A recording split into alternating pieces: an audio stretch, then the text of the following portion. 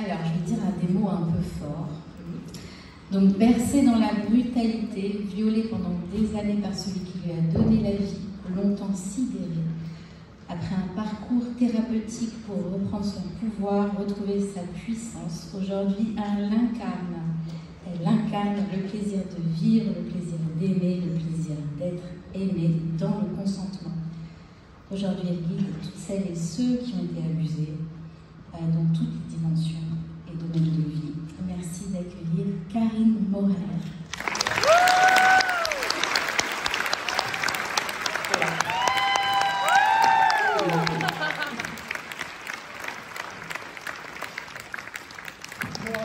On m'appelle Madame Vulve, forcément.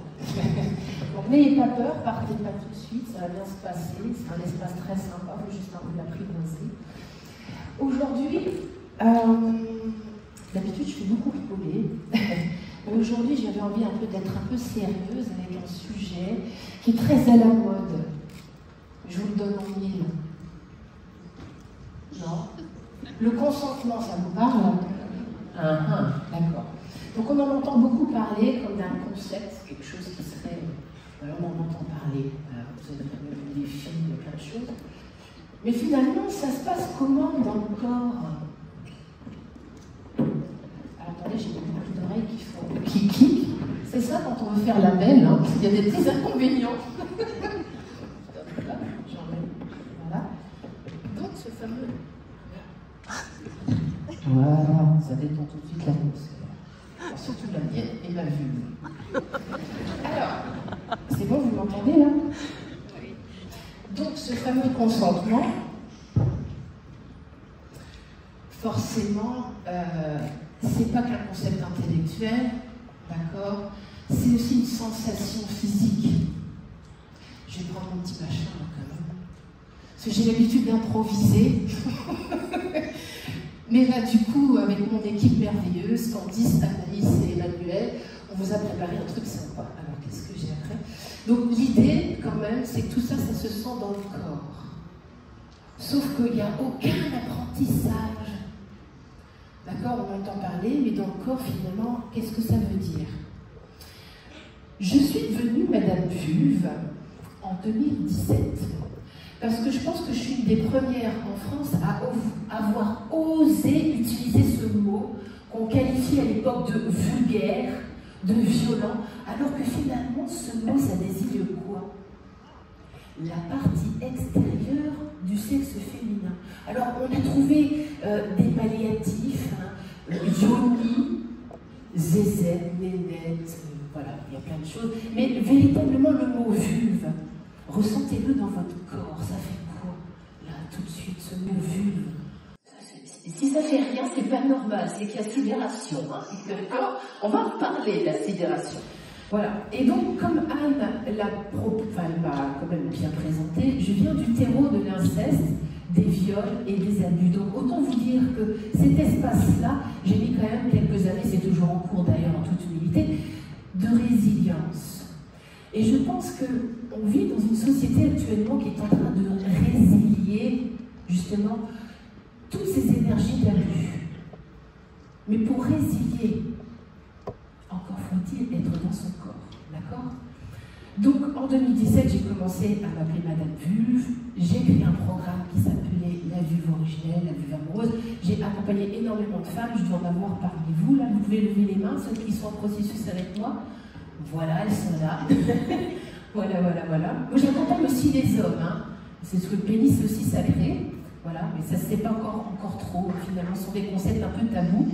Moi, je m'occupe que des énergies qui sont tabous. Le sexe, l'argent et la mort. Voilà. Ce qui est assez sympa. Donc, aujourd'hui, je vais vous présenter une scène extrêmement sensible. C'est la plus light que j'ai pu trouver. D'accord? Donc, c'est une scène de non-consentement.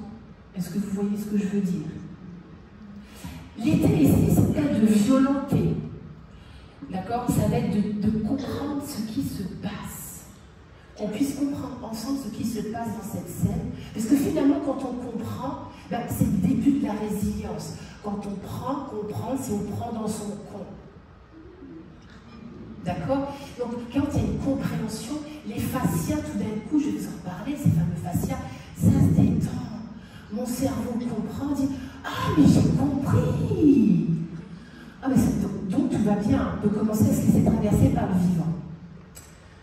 Donc, c'est la première scène de la série Une famille presque normale. D'accord? Donc, pour celles et ceux qui ne se sentent pas de regarder, vous avez le choix. C'est léger, je vous le dis, d'accord? Mais voilà, je préfère vous poser la question, enfin, voilà, vous mettre dans votre consentement.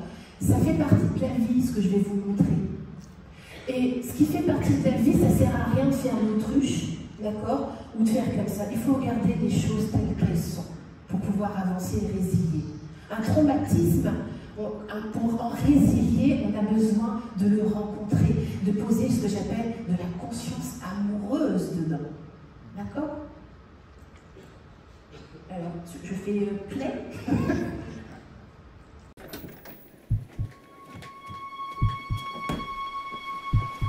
Attends, Stella, quoi? Où tu vas? Me baigner. Avec Robin.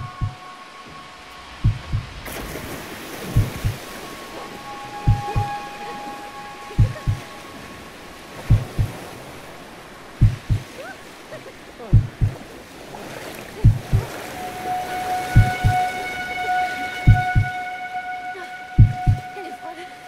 C'était une bonne idée. Ouais.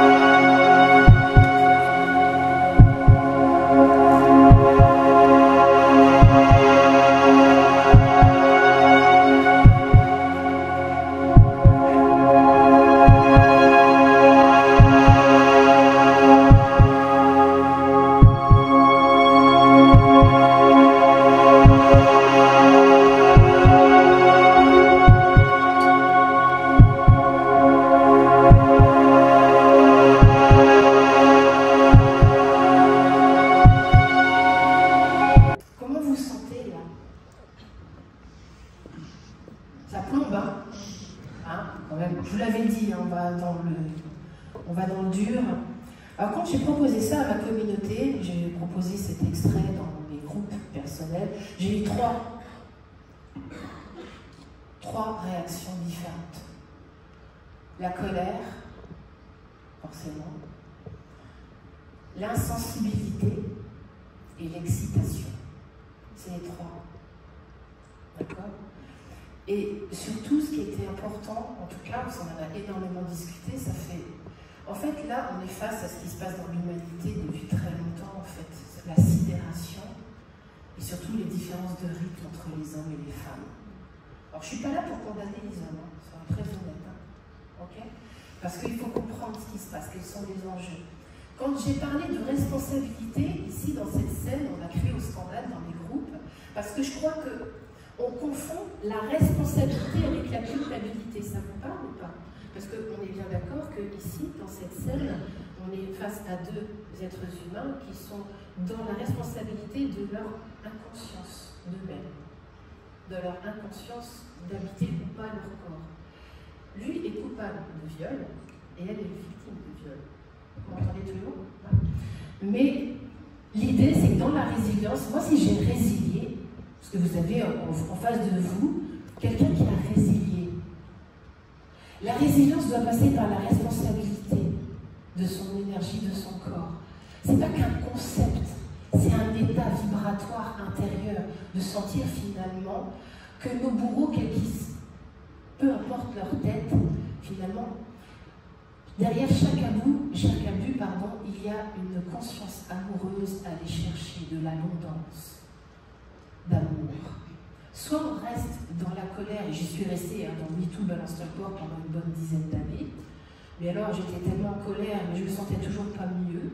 Et puis au bout d'un moment, finalement, il y a quelque chose qui se passe dans cette résilience-là, où finalement, cette colère laisse la place à une forme de tristesse, d'impuissance.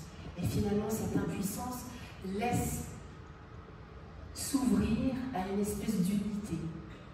D'accord? Alors, ce qui se passe, c'est que nos enfants, moi j'ai 4 enfants, d'accord? J'ai 4 enfants, nos enfants sont éduqués au porno de plus en plus. Je sais pas, vous trouvez ça normal, vous? Je sais pas. Ils sont de plus en plus tôt devant des images pornographiques dans lesquelles la femme est objectisée, l'homme doit bander, d'accord? C'est une espèce de machine, limite on lui met une treilleuse électrique sur le pénis, voilà, ok? Et tous les hommes et les femmes qui sont derrière finalement leurs écrans, mais c'est pareil, où est-ce qu'elle va leur énergie vitale quand ils mettent du porno? Cerveau, pénis, écran. Il n'y a aucune corporalité en fait. On va dans, c'est celui qui était juste avant moi, j'ai oublié son prénom, il parle du transhumanisme, finalement, on va de plus en plus vers une société qui décorporalise la conscience et l'âme du corps. D'accord? Et le porno amène à ça. Moi, j'ai entendu, en tout cas, un de mes fils, a été, qui a maintenant 18 ans, il a été en relation avec du porno à l'âge de 8 ans. Un de ses collègues, petit copain qui avait un téléphone portable, lui a montré une fellation.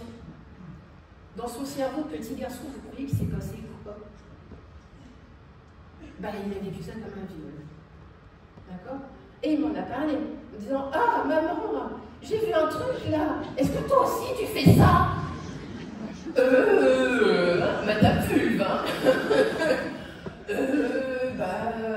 Comment ça, est-ce que je fais ça? Ah, parce que c'est dégoûtant et tout, il était traumatisé. Viol visuel, vous comprenez ce que je veux dire? Donc, en fait, nos enfants ne sont pas du tout éduqués à la conscience corporelle.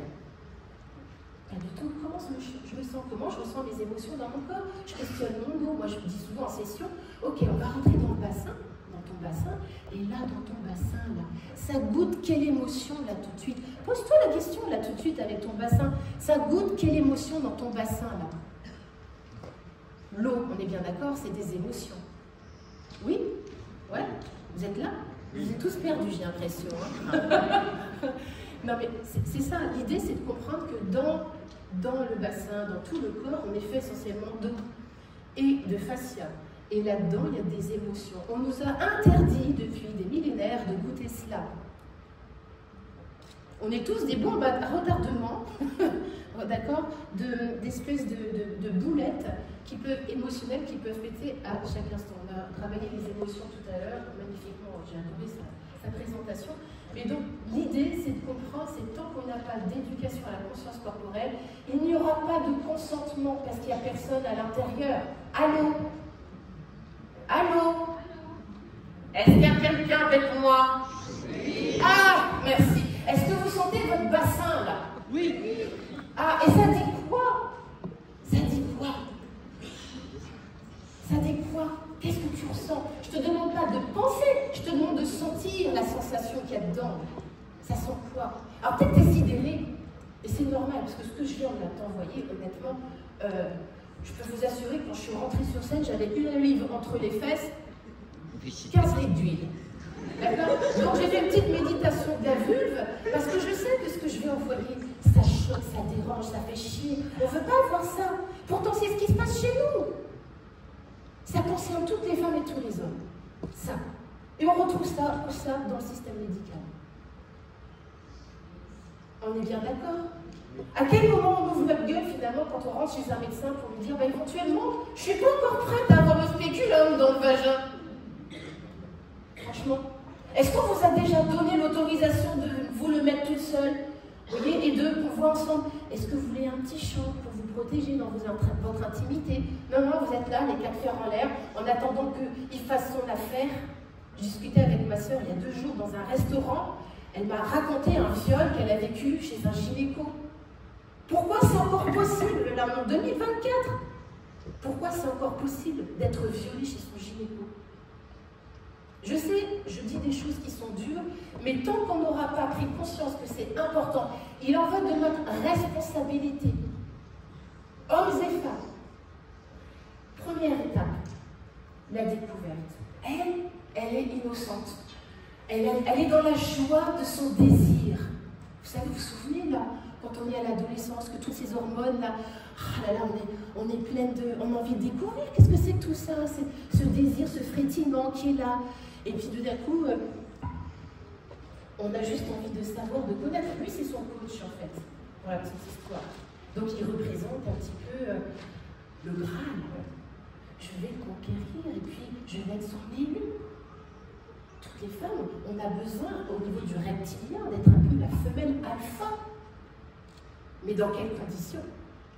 Vous comprenez ce que je veux dire? Donc elle y va, elle nargue un peu sa copine, là, vous voyez, j'ai rendez-vous avec mon coach, on va faire un petit bain de nuit.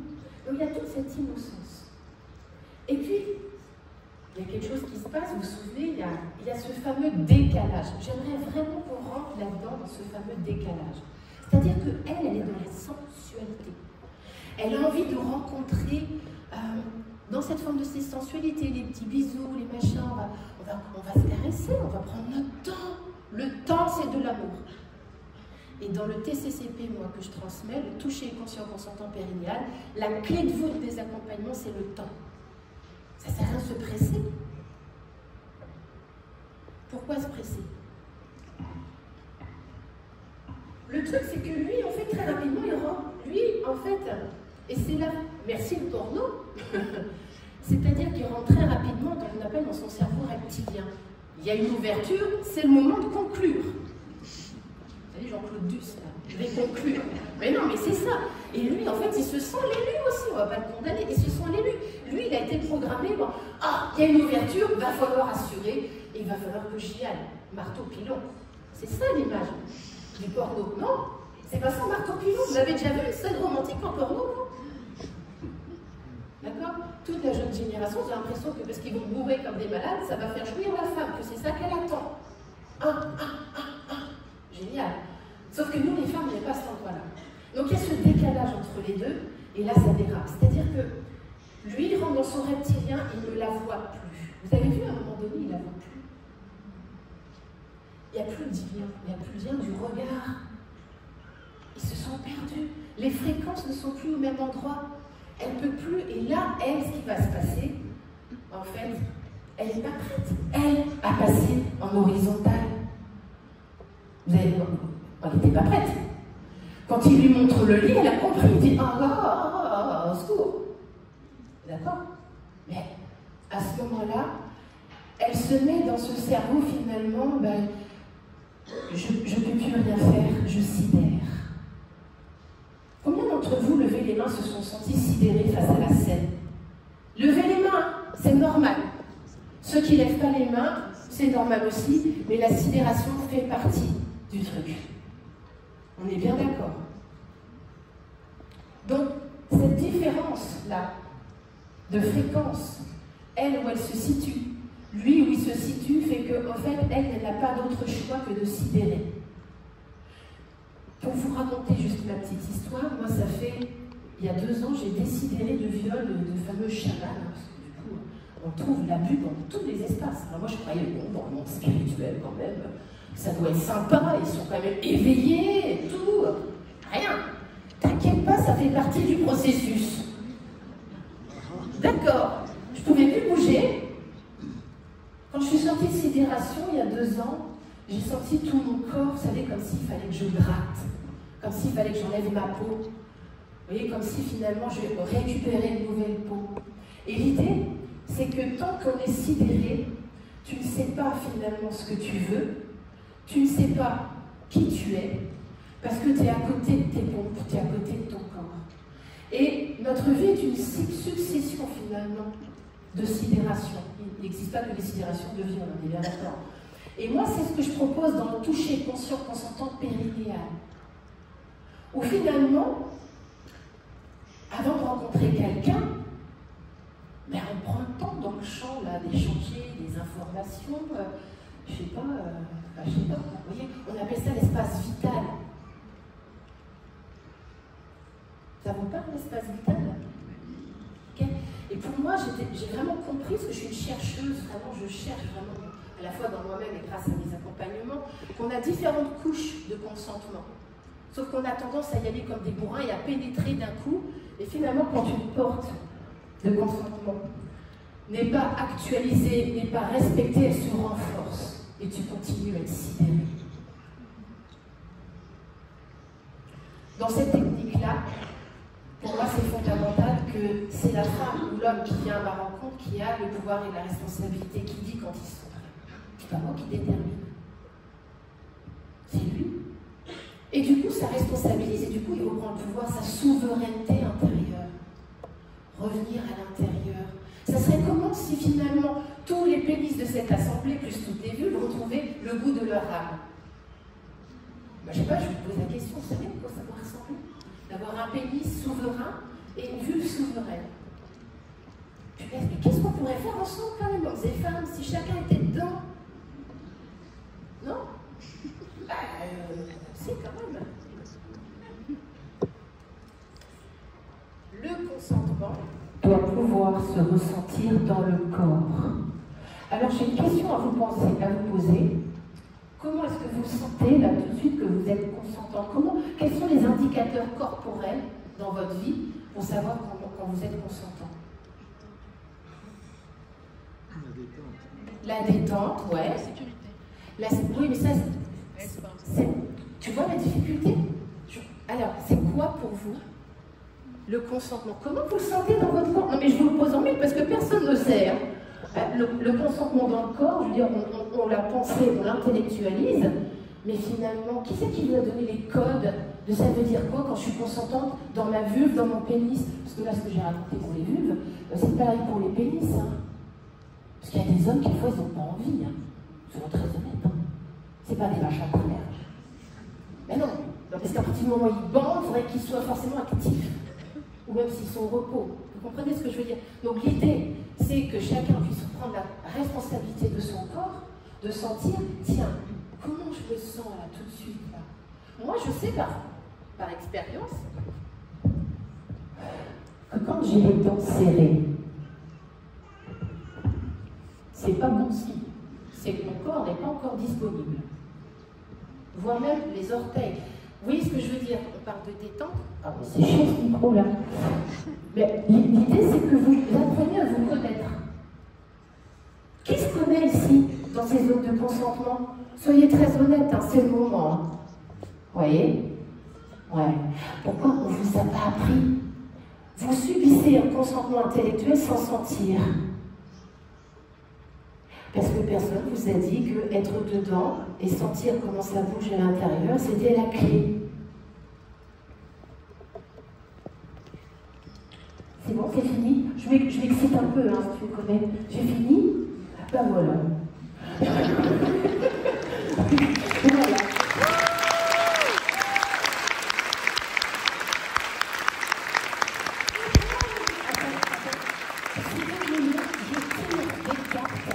J'écris l'oracle de la vulve originelle. Et pour celles et ceux, je parle bien aussi pour les hommes. Hein. on fait des tirages avec mon équipe et on vous propose l'oracle et le livre, La libération du plaisir féminin. Donc, si vous avez envie, la découverte, de voir un petit peu ce que ça peut donner, d'entrer dans la résonance avec mes chants, voilà, on est de l'autre côté.